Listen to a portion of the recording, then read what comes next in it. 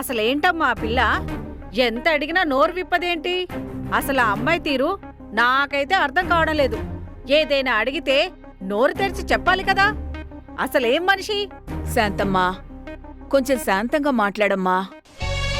అసలేంటమ్మా ఆ పిల్ల?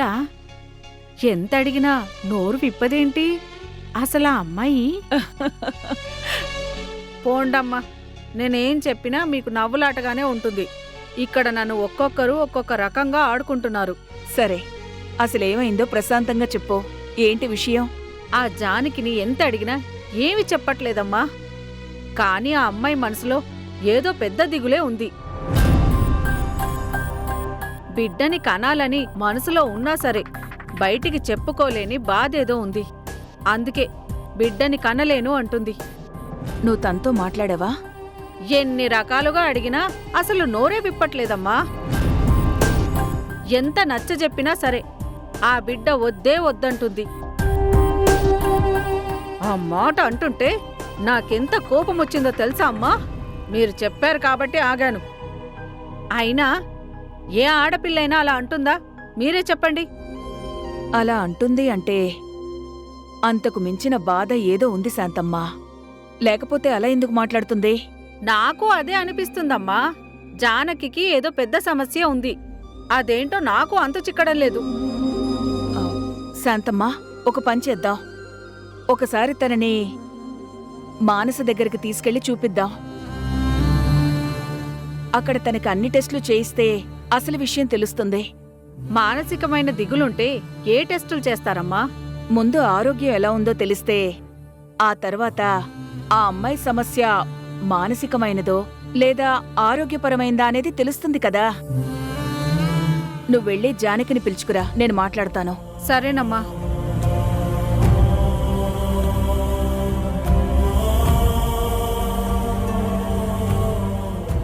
అమ్మా జానకి, రామ్మా, కూర్చో. కూర్చోమని చెప్తుంది కదా, అలా నిలబడి ఉంటావేంటి? కూర్చో. శాంతమ్మా. అర్థమైందమ్మా. కూర్చోమ్మా.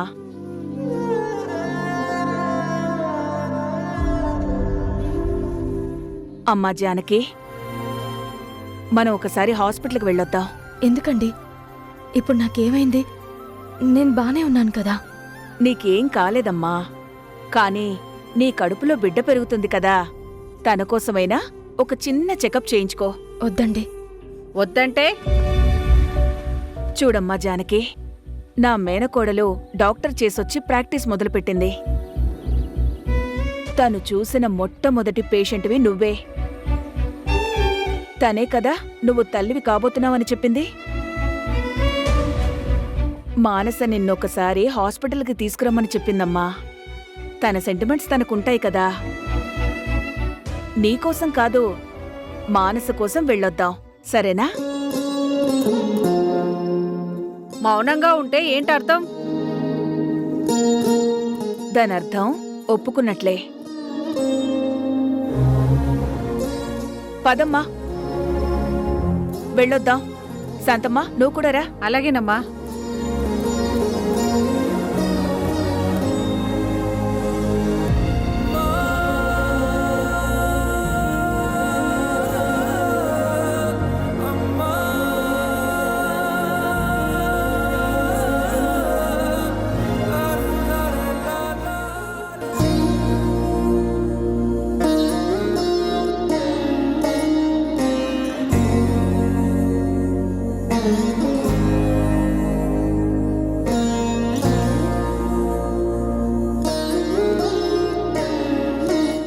ఎందుకు సీత ఇలాంటి పని చేశావు?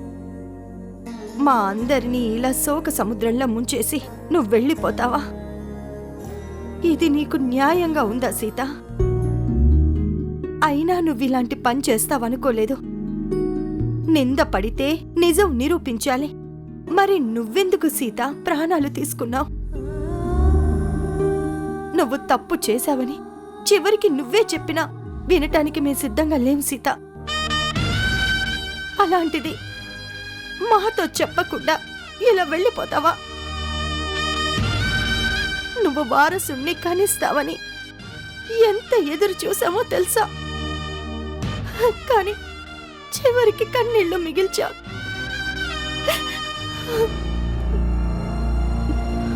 ఏంటత్తయ్య సీత ఫోటో ఇక్కడ పెట్టుకొని దీపం వెలిగిస్తున్నారా?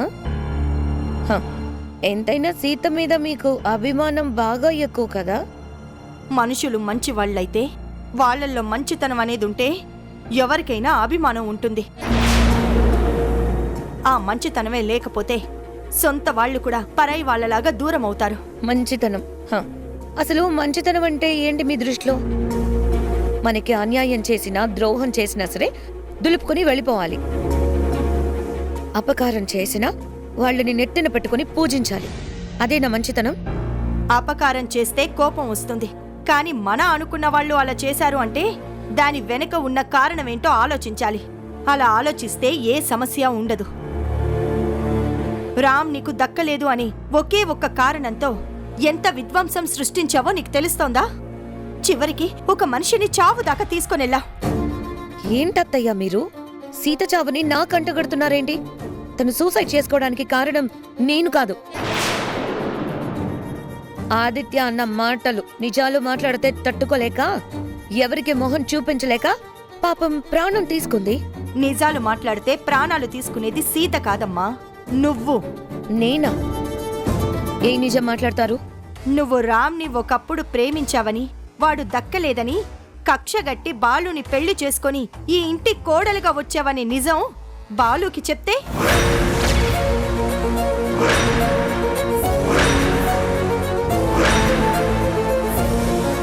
అత్తయ్య, ఏ భయం వేసిందా? నేను నీలాగా ప్రవర్తించనులే. ఎందుకంటే బాలు నా కొడుకే కదా. చూస్తూ చూస్తూ వాడి జీవితం నాశనం చేయలేను. బాలు మీ సొంత కొడుకని మీరే చెప్తారు కదా, ఇంకా ఎందుకు ఆ రామ్ని సీతని పట్టుకొని అంత ఫీల్ అవుతున్నారు? వదిలేండి. ఈ ఇంటికి వారసుని నేను కనిస్తానత్తయ్య, మీరేం ఫీల్ అవ్వకండి. నా కడుపున పుట్టిన వాడినే నాకు కాకుండా మార్చేశావు. ఇక నీ కడుపున పుట్టేవాణ్ణి ఇంకెంత బాగా పెంచుతావో నాకు తెలీదా తల్లి? నేను కోరుకునేది ఆస్తికి వారసుణ్ణి కాదు, ఆశయాలకి వారసుణ్ణి. నా ఆశయాలకు అసలైన వారసుడు అంటే రామ్ ఒక్కడే. వాడి కొడుకు మాత్రమే నాకు నిజమైన వారసుడవుతాడు, కానీ నీకు పుట్టే బిడ్డ కాదు. అది తెలుసుకో.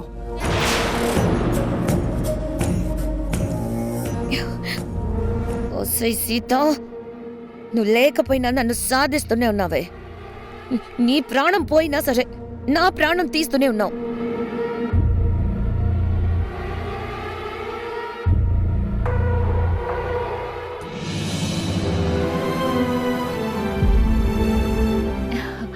జానకి, ఒక్కసారి ఆ మానిటర్ చూడు, నీ బేబీ కనిపిస్తుంది.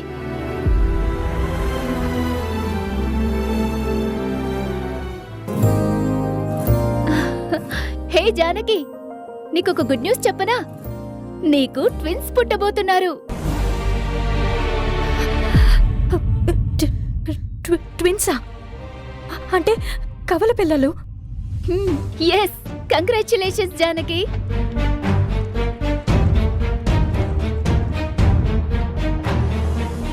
జానకి, ఇప్పుడు నువ్వు చాలా కేర్ తీసుకోవాలి. నార్మల్గా నువ్వు తీసుకునే ఫుడ్ పెంచాలి. ఎందుకంటే ఇప్పుడు నీ ఇద్దరు పిల్లలకి పోషణ పెంచాలి. నువ్వు ధైర్యంగా ఉండు. నేను వెళ్ళి అత్తయ్యకి శాంతమ్మకి ఈ గుడ్ న్యూస్ చెప్పొస్తాను.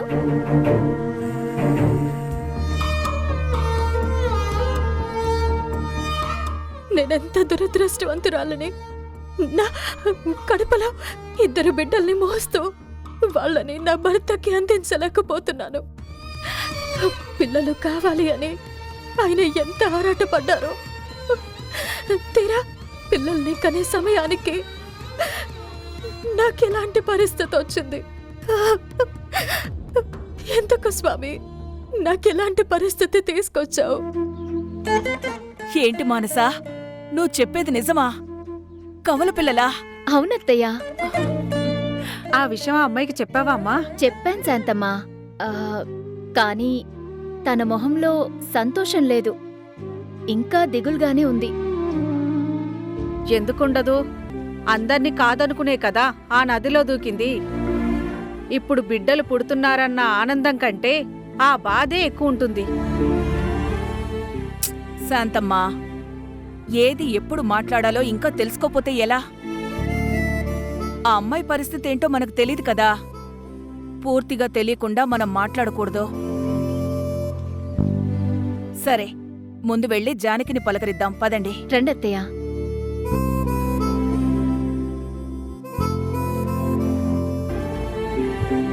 రండత్తయ్య.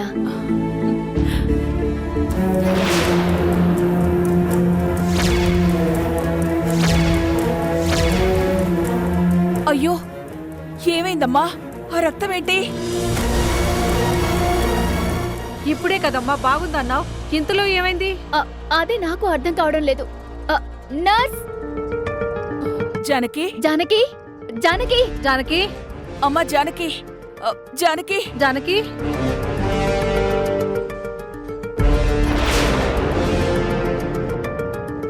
జానకి, జానకి. చెప్పండి డాక్టర్. నర్స్, తనని ఎమర్జెన్సీ వార్డ్కి తీసుకెళ్ళండి. Okay doctor. హ్మ్.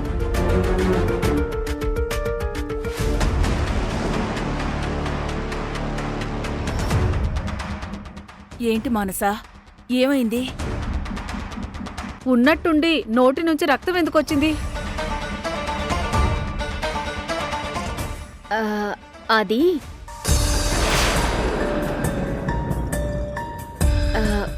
ఏం లేదత్తయ్యా, అంతా నార్మలే.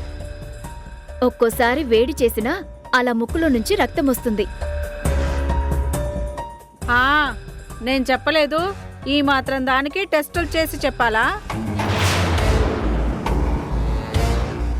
కొండను తవ్వి ఎలుకను పట్టడం అంటే ఇదే.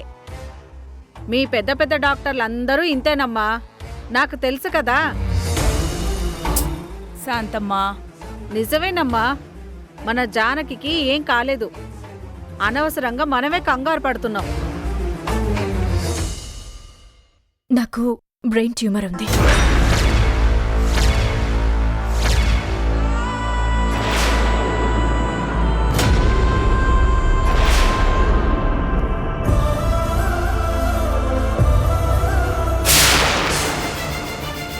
మీ దగ్గరున్న ఆ రిపోర్ట్స్ అదే చెప్తుంది, కానీ మీరు అబద్ధం చెప్తున్నారు. నాకు బ్రెయిన్ ట్యూమర్ లాస్ట్ స్టేజ్లో ఉంది. ఆ విషయం నాకు తెలుసు.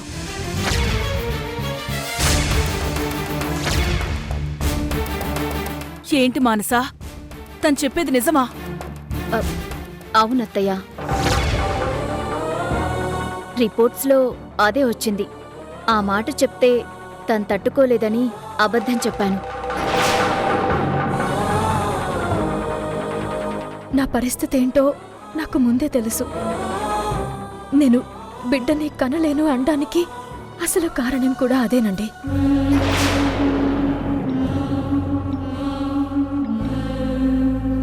పిల్లల్ని కనేంత సమయం నాకు లేదు. ఈ లోపలే నేను వెళ్ళిపోతాను.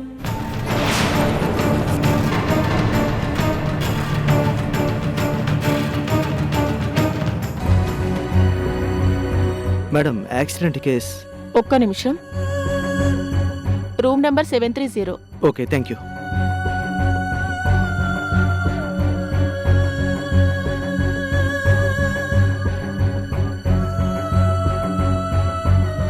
కార్తీక్, ప్రేమకి యాక్సిడెంట్ అయిందంట. అవును రామ్, యాక్సిడెంట్ అయిందంట. నేను హాస్పిటల్కి వచ్చాను, నేను చూసుకుంటానులే, నువ్వేం కంగారు పడకు. నా విషయంలో మీరెక్కువ పట్టించుకోవద్దు. నా జీవితం ముగిసిపోతున్న పడవ లాంటిది.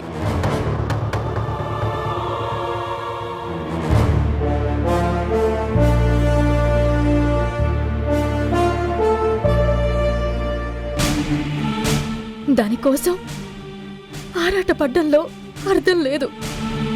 మీ మంచితనానికి చాలా సంతోషం.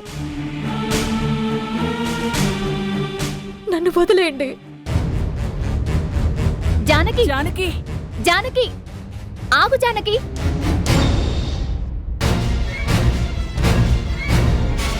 జానకి ఆగు.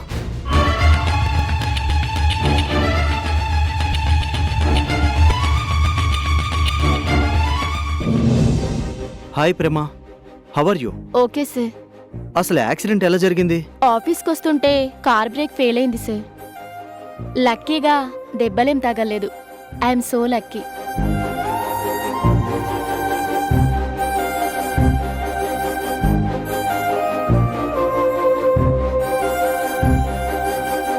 నువ్వు ధైర్యంగా ఉండు జానకి, నీకేం కాదు. శాంతమ్మ, జానకిని జాగ్రత్తగా ఇంటికి తీసుకుని వెళ్ళు. అలాగేనమ్మా. హ్మ్. రామ్మ ఇంటికి వెళ్దాం. ఉమ్.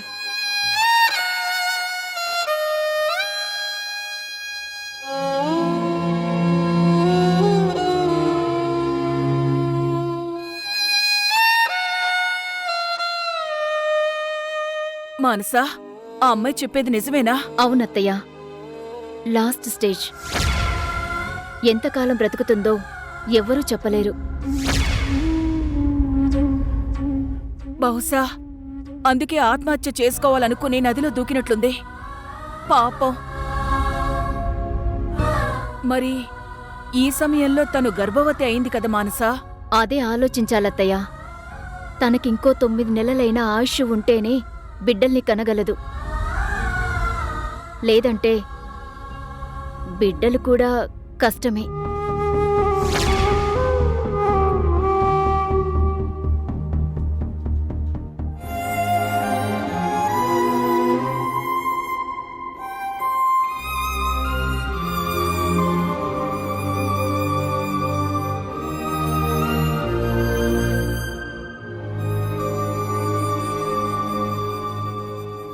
అయ్యో వద్దండి.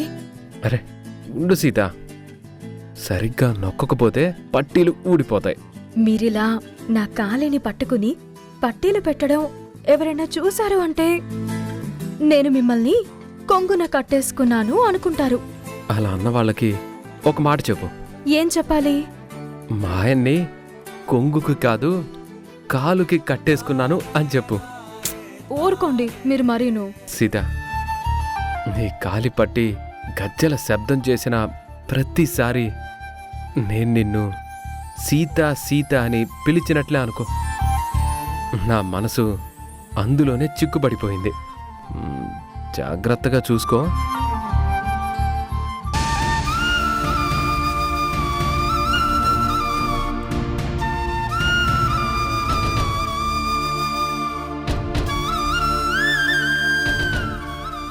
హాయ్ రామ్.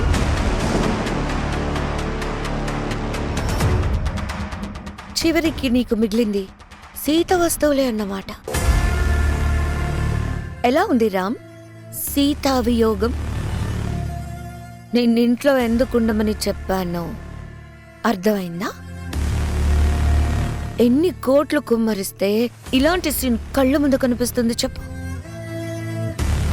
నా కళ్ళ ముందు నేను ప్రేమించిన మనిషి కాదు నన్ను మోసం చేసిన మనిషి తను ప్రేమించిన భార్య కోసం ఏడవడం, ఆ బాధని నేను ఇంత దగ్గరగా చూడ్డం. ఇలాంటి అవకాశం నాకు తప్ప వేరే ఎవ్వరికి రాదురా. బాధగా ఉందా? గుండెల్లో నొప్పిగా ఉందా? నేను మాట్లాడుతూ ఉంటే మనసంతా కిలికేసినట్టుంది కదూ? ఉంటుంది. ఎందుకంటే నవ్విన వాళ్ళ ముందే కాలు జారి పడితే ఆ బాధ మరింత నొప్పిగా ఉంటుంది కదా. ఒకరి బాధను చూసి జాలి పడితే మనిషి అవుతావు, ఒకరి బాధని చూసి సంతోషపడితే రాక్షసి అవుతావు. ఎగ్జాక్ట్లీ, నేను రాక్షసిని. నన్ను రాక్షసిగా మార్చింది నువ్వే కదా.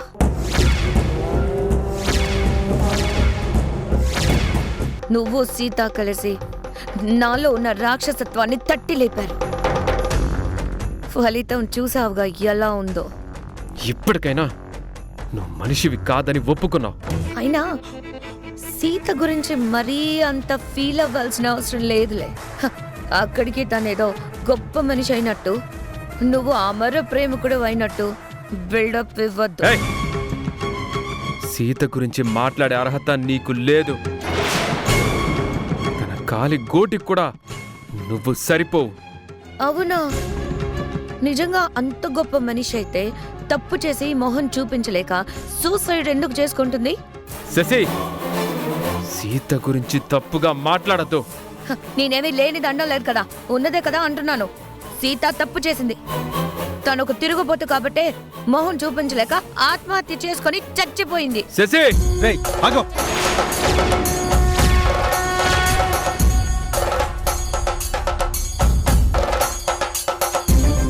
నీ భార్య తప్పుడు మనిషి కాబట్టి ఆత్మహత్య చేసుకుంది.